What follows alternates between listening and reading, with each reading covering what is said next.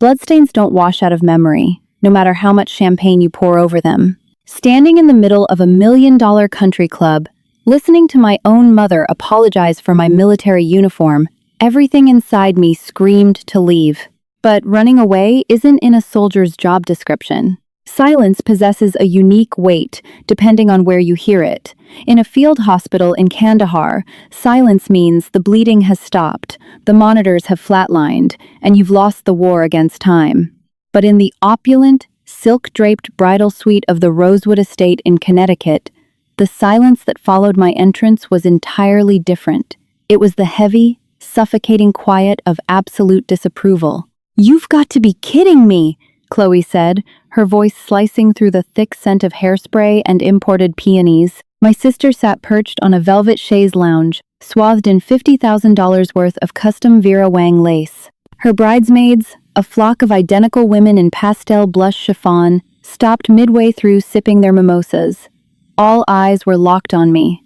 Or rather, they were locked on the sharp, immaculate lines of my Army service uniform. The dark blue jacket, the perfectly pressed trousers, the brass buttons catching the morning light, and the colorful rows of ribbons resting over my heart. "Sophia!" my mother Beatrice gasped, stepping out from behind the makeup artist. Her hands fluttered to her chest as if she were experiencing a cardiac event. "What on earth are you wearing? The ceremony is in 2 hours." "I'm wearing my dress blues, Mom," I said, keeping my voice level. I set my duffel bag down by the door. My flight from Ramstein was delayed by 14 hours.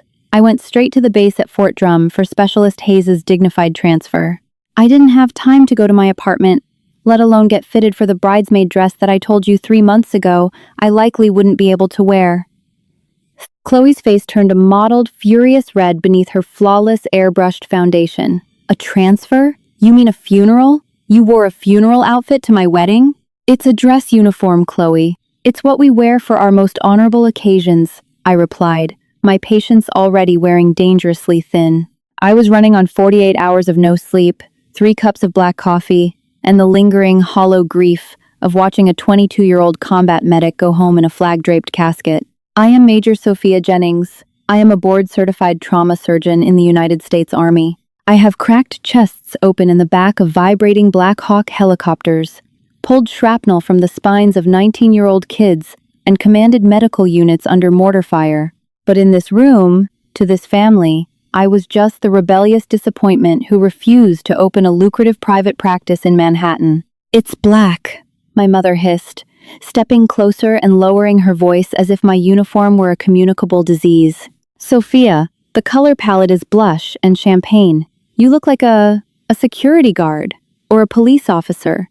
Harrison's family is going to be mortified. Do you have any idea who is out there?" "I assume Harrison's family," I said dryly. "His father is the chief of surgery at Mass General," Beatrice hissed, her acrylic nails digging into my forearm. "His brother is a state senator. Half the board of Mount Sinai is sitting in the front rows. And my eldest daughter shows up looking like she's about to issue a parking ticket." "Mom, she's doing this on purpose," Chloe whined, tears welling up in her eyes, careful not to let them spill and ruin her mascara. "She's always jealous. She couldn't stand that today is about me and Dr. Harrison Cole, so she had to show up in her little costume to play the hero and steal attention." I took a slow, deep breath, anchoring myself. "Do no harm," I reminded myself. The Hippocratic oath applied to annoying relatives, too, unfortunately. "Chloe, I am not trying to steal your thunder," I said softly, stepping toward her.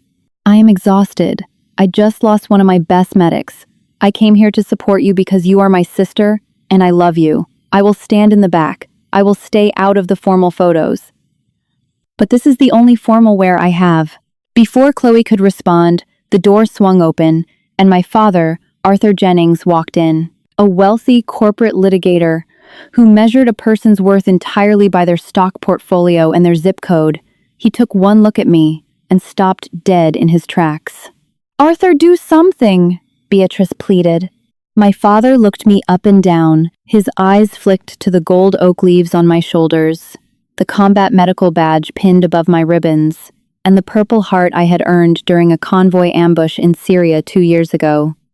There was no pride in his eyes, only a cold, hard embarrassment. "Sophia," he said, his tone authoritative and final, "you will not walk down the aisle. You will sit in the back row, and when it is time for the reception, you will sit at the overflow table. I will not have Harrison's colleagues thinking we couldn't afford to buy you a proper dress, because you insisted on throwing your life away on a government salary." He didn't ask if I was okay. He didn't ask about the soldier whose body I had just escorted home. He just wanted the visual stain removed from his perfect, expensive day. "Understood, sir," I said, the military formality slipping out automatically. I picked up my duffel bag, gave my sister a stiff nod, and walked out of the bridal suite. The ceremony was a blur of string quartets and tearful vows. True to my father's orders, I sat in the very last row of the grand cathedral, tucked behind a massive floral arrangement of white hydrangeas. When the priest pronounced Chloe and Harrison husband and wife, the crowd erupted into applause. I saw Harrison smile, a genuine warm smile, and lean in to kiss my sister. I didn't know much about Dr. Harrison Cole. We had only met briefly once over a chaotic Zoom call while I was stationed in Germany. He seemed polite, polished, and perfectly suited for my sister's high society ambitions. A pediatric orthopedic surgeon, he spent his days fixing the spines of wealthy children and attending charity galas. We existed in two completely different universes. As the newlywed couple walked back up the aisle, beaming, Chloe's eyes met mine through the flowers for a split second. Her smile faltered, her nose wrinkling slightly in distaste, before she turned her radiant gaze back to the cheering crowd. I swallowed the lump in my throat, adjusted my cover under my arm, and prepared myself for the hardest mission of my life, surviving the reception. The Rosewood Estates grand ballroom looked like something out of a European royal decree. Crystal chandeliers dripped from the ceiling, casting a warm, golden glow over the 50 round tables draped in silk. Waiters in white tuxedo jackets floated through the room, carrying silver trays of caviar blinis and flutes of Dom Perignon. I found my seating card on a lavishly decorated table in the foyer. Sophia Jennings, table 19. I walked past table 1, where the parents and the bridal party were seated. Past table 5, full of Harrison's elite surgeon colleagues. Past table 10, where my extended family was already loudly drinking and laughing. Table 19 was shoved into a dark corner next to the swinging doors of the catering kitchen. My dining companions consisted of Chloe's manicurist, a deeply confused elderly great-uncle who kept asking what time the train was arriving, and 3+1s who looked just as thrilled to be there as I was.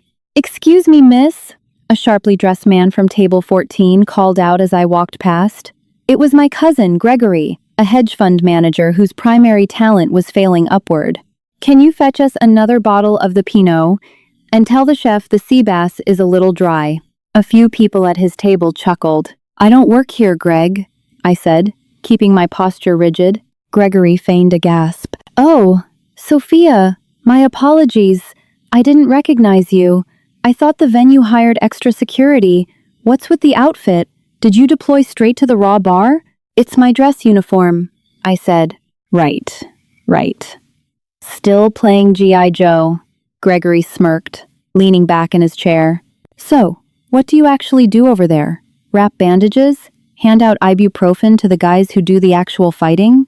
I stared at him. The urge to explain the reality of a tension pneumothorax, or what it feels like to hold a fellow soldier's severed artery closed with your bare hands, while the medical transport takes evasive maneuvers, bubbled up in my throat. But I looked at his smug, perfectly shaven face, and I knew it would be a waste of breath. "Something like that," I muttered, walking away to table 19. The dinner service dragged on for what felt like an eternity. Every time the kitchen doors swung open, a blast of hot air and the clatter of industrial dishwashers drowned out the polite string music. I sat in silence, eating my cold steak, acutely aware of the stares and whispers from the tables nearby. My mother had spent the entire cocktail hour doing damage control, introducing me to her country club friends as Chloe's quirky sister. She does logistics for the army, bless her heart. Not once did they mention the letters M.D. after my name. To them, Harrison was the only doctor in the room. The clinking of a spoon against a crystal glass snapped me out of my thoughts. At the head table, the best man, Dr. Oliver Grant, a renowned anesthesiologist, stood up with a microphone. "Good evening, everyone," Oliver began, his charismatic voice echoing through the ballroom. "For those who don't know me, I went to med school with Harrison, and let me tell you, this man has always been an overachiever. While the rest of us were just trying to survive anatomy lab, Harrison was already publishing papers on spinal reconstruction. He's the most brilliant surgeon I know, and Chloe, you've bagged yourself a literal lifesaver." The room erupted in applause. Harrison smiled modestly, raising his glass to Oliver. "But seriously," Oliver continued, pacing slightly, "the dedication this man has to his craft is unmatched. He has the steadiest hands, the sharpest mind, and a heart of gold. To Dr. and Mrs. Cole." "To Dr. and Mrs. Cole," the room echoed. I raised my water glass in a silent toast. Oliver's speech was standard best man fare, a little boastful, a little funny. But then my father Arthur stood up to take the microphone. My stomach instantly knotted. Arthur adjusted his tuxedo jacket, projecting the commanding presence of a man used to ruling courtrooms. "Thank you, Oliver," my father boomed. "And thank you all for being here to celebrate my beautiful daughter, Chloe, and my new son, Harrison." He paused, letting the room quiet down completely. When Chloe first brought Harrison home, Beatrice and I were thrilled. Not just because he's a wonderful young man, but because, let's be honest. Arthur let out a hearty chuckle. "We finally got a real doctor in the family." The ballroom erupted into laughter. Several guests turned their heads to look in my direction, their eyes lingering on my blue uniform. I felt a hot flush creep up the back of my neck. "No, but truly," Arthur continued, playing to the crowd, "I always wanted a child in the medical field, someone who could save lives, make a real impact on society, and, afford to keep me in a nice nursing home when I get old." More laughter. We spent a fortune on education for both our girls. And while one decided to go run around in the mud playing soldier on the taxpayer's dime, Chloe found us a brilliant, Ivy League-educated surgeon. "Harrison, my boy, you are the son I always wanted. You bring prestige and honor to the Jennings name." The insult wasn't disguised. It was broadcast over a state-of-the-art sound system to 300 people. My own father had just publicly reduced my grueling decade of medical school, surgical residency, and combat deployments to playing soldier in the mud. I looked down at my hands. They were scarred. There was a thin white line across my left knuckle where a piece of shrapnel had grazed me in Damascus. There was a faint burn mark on my wrist from an overheated sterilizer in a field hospital. These hands had pulled dozens of men and women back from the brink of death. Tears pricked the corners of my eyes, but I refused to let them fall. "Maintain bearing, Major," I ordered myself. At the head table, Chloe was beaming, soaking in the validation. My mother was dabbing her eyes with a lace handkerchief. But when I looked at the groom, Harrison Cole, his smile had completely vanished. Harrison wasn't laughing with the crowd. He was staring directly at my father, his brow furrowed in deep confusion. Then, his eyes scanned the room, bypassing the sea of pastel dresses and designer suits, until they landed on the dark corner by the kitchen doors. He found me. Even from 50 feet away, I could see his expression change. The polite, society groom mask dropped. His eyes widened, locking onto the gold oak leaves on my shoulders, dropping down to the combat medical badge on my chest, and finally resting on my face. A profound, intense recognition flashed across his features, a look I had only ever seen on the faces of people who had survived something terrible. The laughter in the room began to die down. Arthur raised his glass high. "So please, raise your glasses," my father proclaimed loudly. "To Chloe, my beautiful bride, and to Dr. Harrison Cole, the only medical hero this family will ever need." "Hear, hear!" the crowd cheered, standing up. I didn't stand. I couldn't. I just wanted the ground to open up and swallow me. I prepared to grab my bag and slip out the back doors the second the applause faded. I had fulfilled my obligation. I had taken the hits. I was done. But as the applause began to wane, a sharp, piercing sound cut through the ballroom. Screech. It was the harsh squeal of microphone feedback. Everyone winced, turning back toward the head table. Harrison had stood up. He had taken the microphone directly out of my father's hand, so abruptly, that Arthur looked startled. "Excuse me," Harrison said. His voice wasn't loud, but the absolute, cold authority in it made the massive ballroom instantly fall dead silent. The charming, polite pediatric surgeon was gone. Harrison gripped the microphone, his knuckles turning white. He didn't look at his beautiful new bride. He didn't look at his wealthy parents or his Ivy League colleagues. He stepped away from the head table, walked down the 3 carpeted steps, and began walking across the dance floor, right toward table 19, right toward me. "Arthur," Harrison said, his voice echoing off the crystal chandeliers, "you just introduced me as the only medical hero in this family." He stopped about 10 feet away from my table. The entire room of 300 people shifted, craning their necks to watch. My heart hammered against my ribs. Harrison looked at me, his eyes shining with a sudden fierce emotion that looked dangerously close to tears. "I need to correct you," Harrison said softly into the mic, though the sound carried to every corner of the silent room. He squared his shoulders, stood perfectly straight, and looked directly into my eyes. Harrison stood in the center of the dance floor, the microphone gripped tightly in his hand. The silence in the room was no longer polite. It was the breathless, suffocating quiet of 300 people realizing a script had just been violently torn up. "Arthur," Harrison repeated, his voice dangerously calm, "you just told this entire room that I am the only medical hero this family will ever need. You joked about your daughter playing in the mud. You apologized for her uniform." He took a step closer to the head table, locking eyes with my father, whose smug expression had rapidly dissolved into pale confusion. "Let me educate you on what you are apologizing for," Harrison said. He turned his body slightly, extending his free hand toward my dark corner at table 19. "That uniform is not a costume. It is not a cheap substitute for a bridesmaid dress.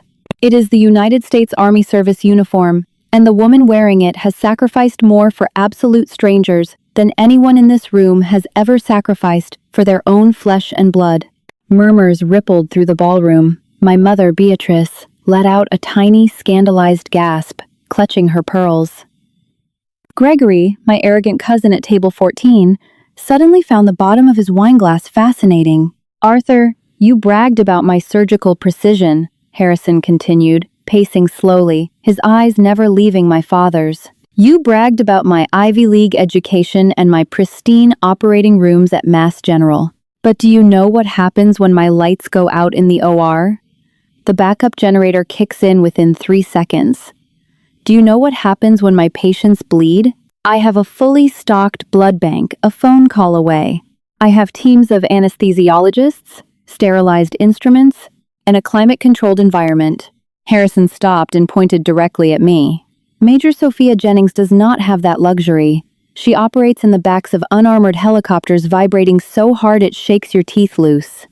She performs thoracotomies in the dirt while mortar shells level the buildings around her.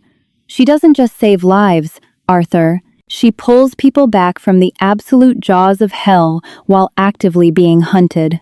Chloe was gripping the edge of the head table, her knuckles white, her perfect bridal facade crumbling into profound shock. She looked at me, truly looked at me, as if seeing me for the very first time. "And I know this."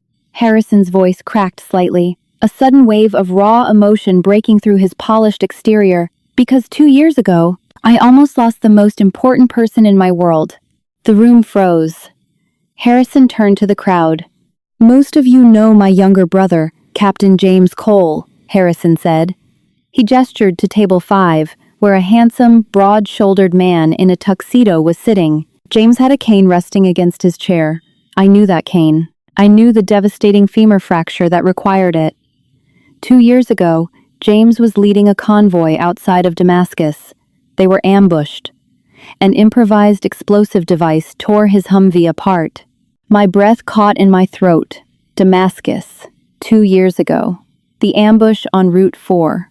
"James's femoral artery was severed," Harrison said, his voice dropping to a harsh whisper that echoed painfully through the speakers. "He was bleeding out in the sand.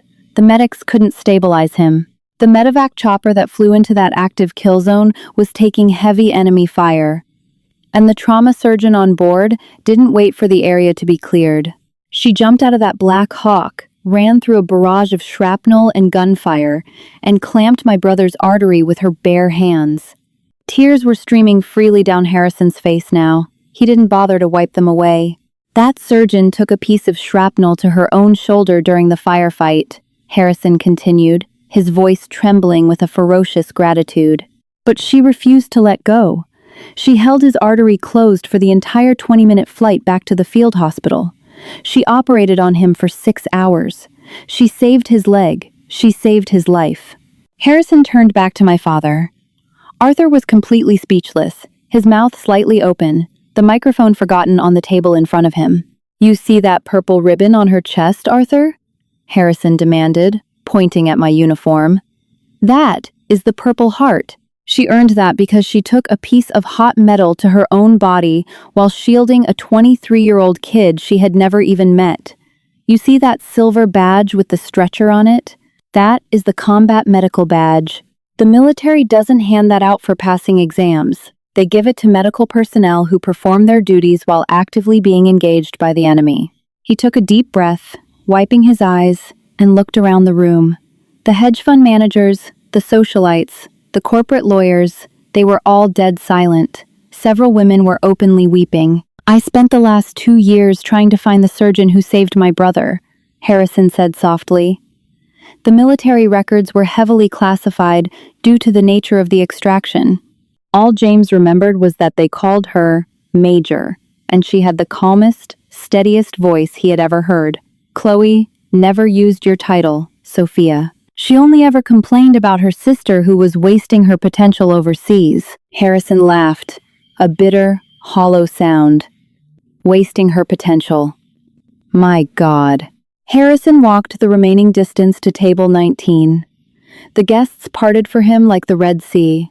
He stood right in front of my chair. I was trembling. The impenetrable armor I had built up over a decade of my family's emotional neglect was shattering into a million pieces. "Major Jennings," Harrison said, his voice gentle now, stripped of all the anger. "May I ask you to stand?" I pushed my chair back. My legs felt like lead, but muscle memory took over. I stood up, assuming the position of attention, my hands pinned to my sides, my spine perfectly straight. I looked up into the eyes of the man my sister had married. At table 5, Captain James Cole slowly pushed himself up from his chair.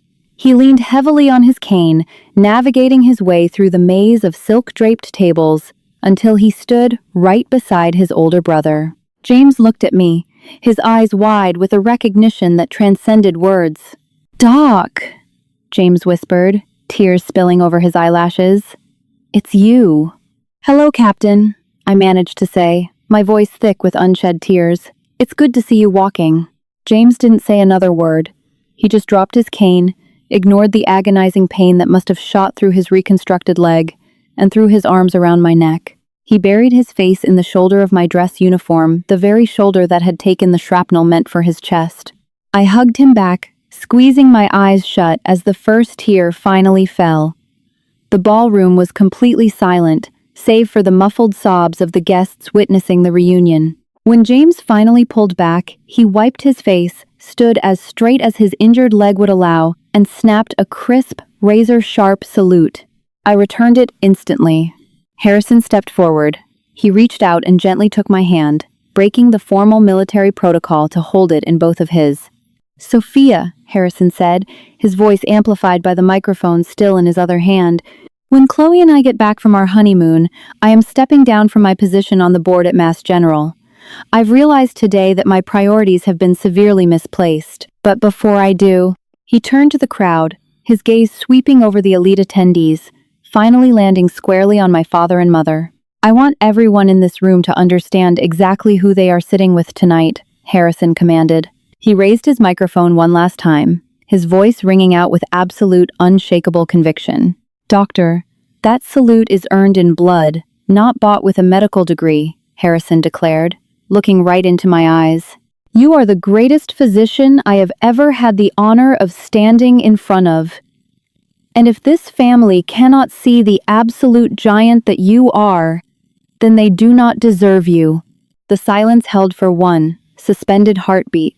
"And then, Dr. Oliver Grant," the best man, stood up. He didn't clap. He simply stood at attention, facing me.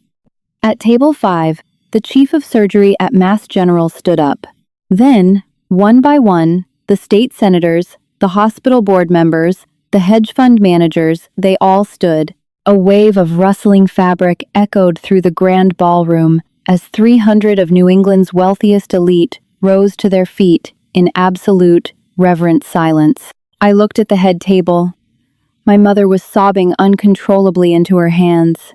My father, the untouchable Arthur Jennings, was standing, his face pale, staring at me with a shattered expression of overwhelming shame, and, for the very first time in my 32 years of life, profound respect. Chloe stood up too. She gathered the heavy skirts of her Vera Wang gown, stepped off the elevated dais, and walked slowly across the dance floor. Her makeup was ruined, dark streaks of mascara running down her flushed cheeks. She stopped in front of me, trembling. She looked at the gold leaves on my shoulders, the ribbons on my chest, and finally, at the scarred, calloused hands resting at my sides. "Sophia," Chloe whispered, her voice breaking, "I'm so sorry. I am so incredibly sorry." She didn't demand a hug. She didn't make an excuse. She just stood there, humbled and broken, finally seeing the sister she had spent a lifetime trying to hide.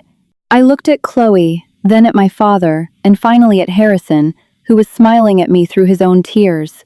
I didn't need to yell. I didn't need to gloat. The battle was over, and for the first time in my life, I didn't have to be the one to fight it. I reached out and gently squeezed Chloe's hand. "It's okay, Chloe," I said softly. "Go enjoy your wedding. I didn't stay for the cake cutting. I didn't stay for the dancing." I quietly gathered my duffel bag, gave James one last nod, and walked out the heavy mahogany doors of the Rosewood estate into the cool, crisp Connecticut night. As I walked down the sweeping driveway toward my rental car, the heavy weight of the uniform on my shoulders didn't feel like a burden anymore. It felt like armor. My family might never fully understand the world I lived in, the lives I had lost, or the blood that permanently stained my hands, but they would never, ever mock my uniform again. I looked up at the stars, took a deep breath of the free air I had sworn an oath to protect, and drove back to the base. If this story of resilience, hidden heroism, and standing up to toxic family dynamics resonated with you, please hit that like button and share it with someone who needs a reminder of their own worth. Don't forget to subscribe to the channel for more incredible real-life drama stories. Drop a comment below. Have you ever had to defend your life choices to unsupportive family members? Let us know, and thank you for watching.